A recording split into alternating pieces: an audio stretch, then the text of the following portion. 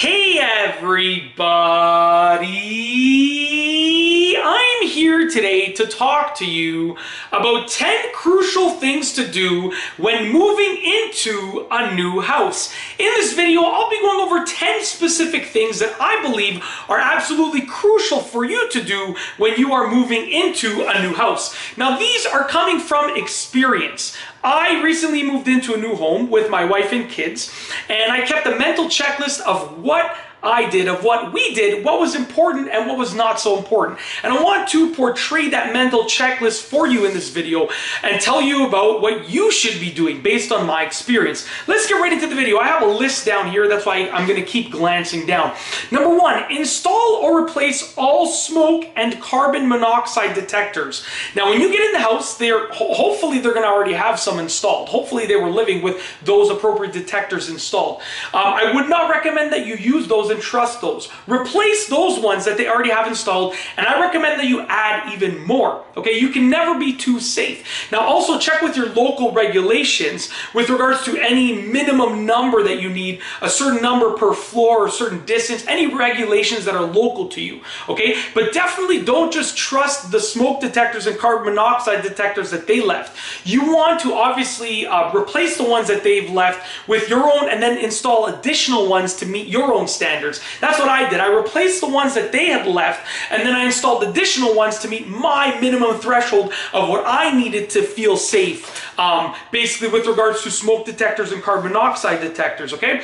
Number 2 is change all of the locks. I recommend that you do this first thing. As soon as you get into the house, before you sleep there on the first night that you're going to sleep there, change all of the locks. Every lock inside of the house, change it. They're really easy to change. You can watch a tutorial on YouTube. You're probably going to see a familiar face potentially, depending on what you search for, what type of lock you search for.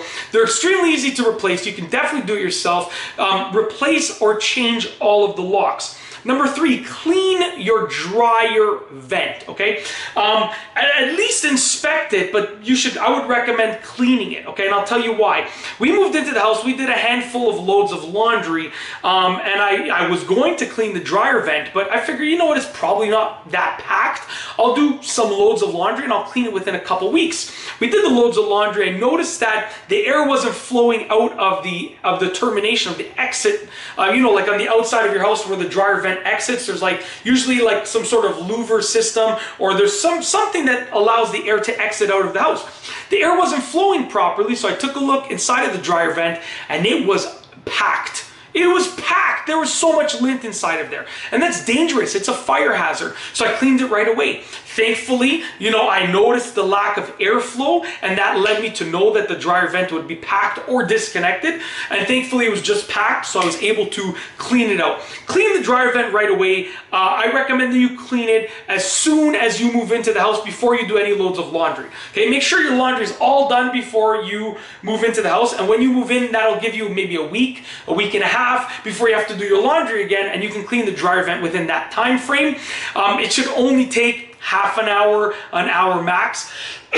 Sorry about that. It's actually a really quick process, okay? Number 4 is find the electrical panel and the main water shutoff valve. You want to know where those are. Don't start fooling around with them, but you need to know where the electrical panel is so you know where your circuit breakers or your fuses are in case you need to flip them off or do anything with them, in case anyone's coming to do work on the house, or in case you're doing work on the house yourself if you're comfortable or qualified for that. And also know where your main plumbing shutoff is, because you know, if you notice a leak and you need to shut off the water to the whole house, or if you need to do work plumbing wise, then you need to know where that is, okay? It's always good to know where those things are. So that was number 4. Number 5 is inspect the house from top to bottom. If there is a problem with the house, then you want to contact whoever you need to contact, whether it's your lawyer, the previous homeowner's lawyer, or the previous homeowners themselves. You want to contact whoever you need to contact as soon as possible. The longer that you leave it, the worse that it is, because then, you know, there's a chance that they might think that you made that problem or created that damage, whereas it might have been them, or who knows what the situation is. But you want to inspect the house from top to bottom so you know exactly what's going on. That was number 5. Number 6 is get your kitchen, bathroom, and bedroom set up, okay?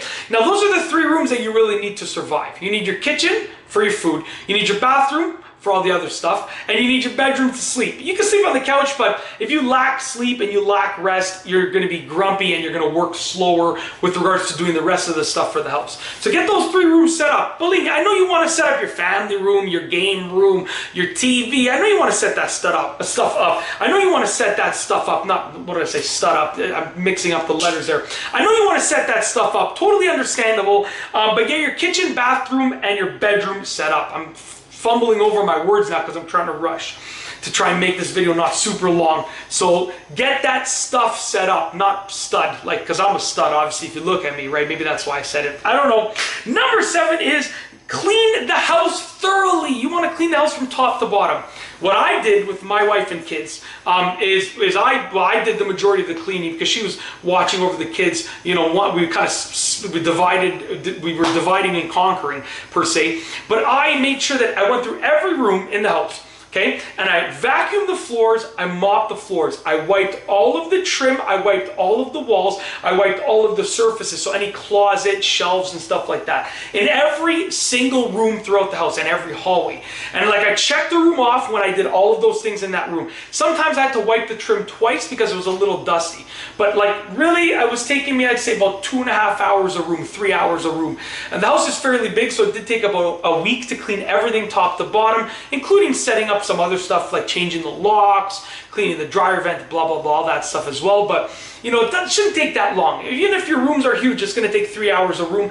You know, tackle 2-3 rooms a day and you're good. Or 1 room every night, let's say, if you're working during the day. Okay? So clean the house thoroughly is number 7. Number 8 is get the furnace, air conditioner, and water heater inspected, okay? I recommend that you call a professional. This is something that I don't even do, and I'm a huge do-it-yourselfer, but I don't even inspect those things myself, even though I'm a big do-it-yourselfer, and I do the majority of the things myself, hence the term do-it-yourselfer, do-it-yourself. Even though I do many things myself, I don't inspect those things myself, because I don't exactly know what I'm looking for precisely. Get them inspected by a professional, or if you feel qualified or comfortable, then do it yourself. But make sure that you are qualified and comfortable. If not, call a professional in. It's not that expensive. I don't remember what it cost me, but really didn't cost that much. Number 9 is meet your new neighbors. Now, my wife and kids and I, what we did is we kind of just hung out outside quite often. It was pretty warm outside, so we were, you know, playing outside and doing some gardening here and there. And then we met the new neighbors like that. You can go ahead and knock on their door and introduce yourself. Maybe bring them a little gift basket or something, like almost as like a little gift, like, hey, I'm your new neighbor. But you know, I recommend that you just stay outside. You're gonna see your new neighbors outside, whether they live right next door to you or in the neighborhood. You're gonna meet everybody by just being outside. I would have my morning coffee on the porch and people would walk by and I would just say, hey, how's it going? We're new here. And I would introduce myself and so forth. Number 10 is unpack as quickly as you can. This is going to be contrary to what most people think. Most people are going to tell you, you got lots of time, take your time, unpack, you know, a little bit each day. And that's what I thought when we first moved in. I was like, you know, we're going to do like 1 or 2 boxes a night. And we had, I don't know, a couple hundred boxes. So I was like, we'll be done in 6 months, let's say, all said and done. When you get in the house, you're going to realize that you need those things that are packed away.